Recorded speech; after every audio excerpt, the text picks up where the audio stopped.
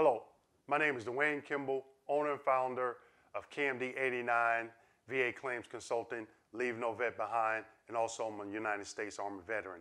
Today, I'm bringing you another educational video as it pertains to the VA disability compensation claims process, and I'm going to be discussing newer material evidence.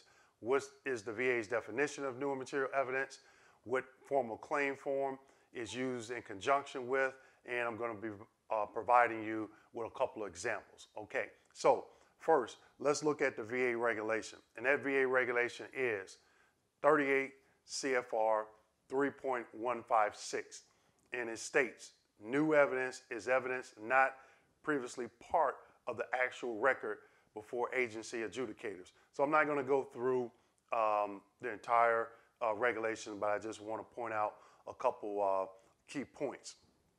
In the last sentence of this regulation, it states, well, last two sentences, that was as it pertains to, new evidence, but the last two sentences of this regulation state material evidence means existing evidence that by itself or when considered with previous evidence of record relates to an unestablished fact necessary to substantiate the claim.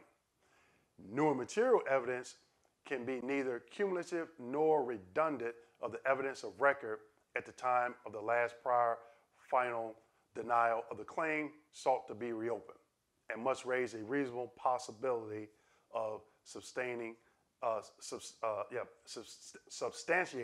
the claim. So what does all that mean? Newer material evidence. So that means if you were previously denied for claim condition and you want to come back in and reopen it, which is a supplemental claim, you need new material evidence. New evidence means in the previous denial, that evidence was not used to reach that decision. Material evidence, I always like to think of it as it pertains to that particular condition that you're claiming. For example, if you were previously denied a back condition, why would you send in an x-ray for a foot if it has no bearing on which you're substantiating the claim for the back? Okay, so new and material, not new or, new and. So it has to be new and it has to be material. Okay, so you would use the newer material evidence in conjunction with the VA form 20-0995, okay? So you heard me talk about and actually show my actual claim file in previous rating decisions. Again, I cannot stress enough. One, you got to become educated on this claims process. Two, you have to have a copy, or you should have a copy of your claims folder, because before you even submit a claim, if you are already service connected, you want to know exactly what that VSR and RVSR is looking at, okay? If you don't, you're shooting in the blind.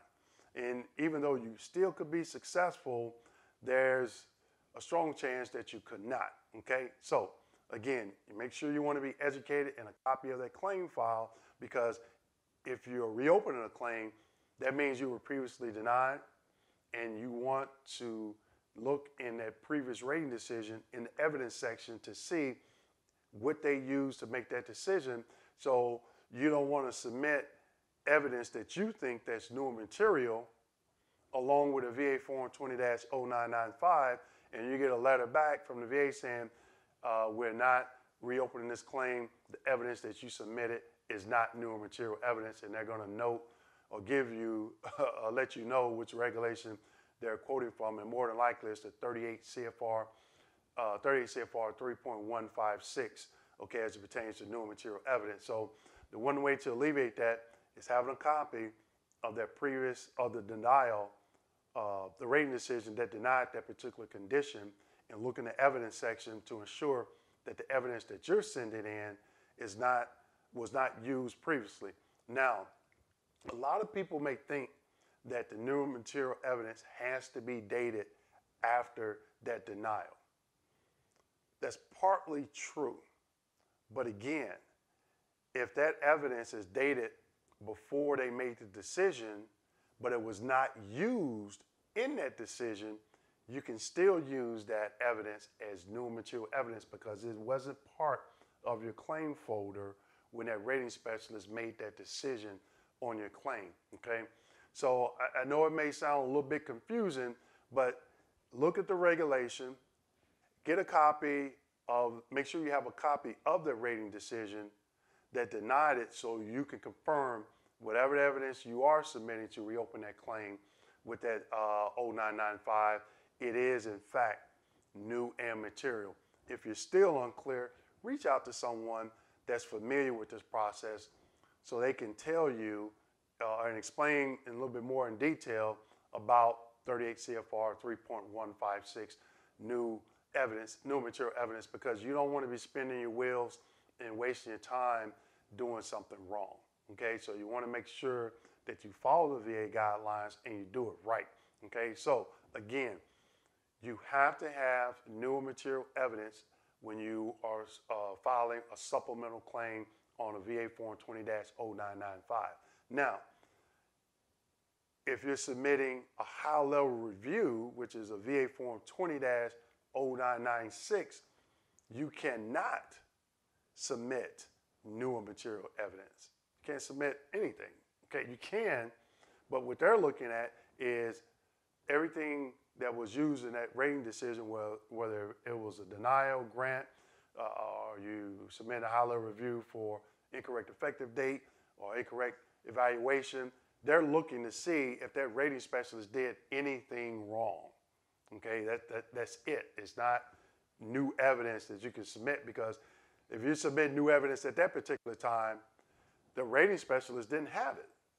Okay, so they didn't use it to make that decision, so it can't not be used at the high level review stage. So again, you want to keep that in mind. Get educated. Make sure you have a copy of your rating decision, because in any case, in any instance, if it's a new claim, supplemental claim, high level review, you want to know exactly what's in that claim folder, so that way you can formulate a game plan to move forward. Okay, so with that being said, make sure you sign up for my live Q&A. I've started to do a live Q&A once a month, the last Friday of every month.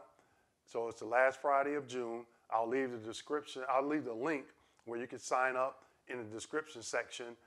It's from 1 to 1:30. Normally they go a little bit longer than that, and I don't get off, I don't leave the Q&A session until everybody's question is answered. Also, my monthly module training is the first Wednesday and the first Saturday of every month. And it's from 10 to 2 on that Wednesday and Saturday, and it's a minimum of 4 hours. And I do a deep dive into the basics of the VA claims process so you can build a foundation, okay? So for the month of July, it's July 1st, and July 4th is on a Saturday, so I'm not going to do it on the first Saturday of July. I'm going to move it to the second Saturday, but normally it'll be on the first Wednesday and Saturday of every month. But if one of those fall on a holiday, either I'll do it the next day or the following week. But I will keep you guys up to date on that in each YouTube video that I do. And I'll leave the description, I'll leave the link in the description section down below. So with that being said, thank you for watching this video. Please like, subscribe, hit that notification button so you can get notified when I upload a new video. And also please share this video. And also I'd like to say thanks to everyone that has subscribed and sent comments in, that went to my website and sent me emails. I get a lot of questions there, which I'm okay with. And I know people have asked me to do certain videos on certain topics, so I'm going to get around to doing it. So if I hadn't done it as of yet, just please be patient with me. A lot of people ask me to do videos on different subjects as it pertains to the VA disability compensation claims process. So again, please like, subscribe, hit that notification button, share, and always continue to be safe. Good luck with your claim, and I'll see you in the next educational video or my live Q&A or my next educational training event. Thank you.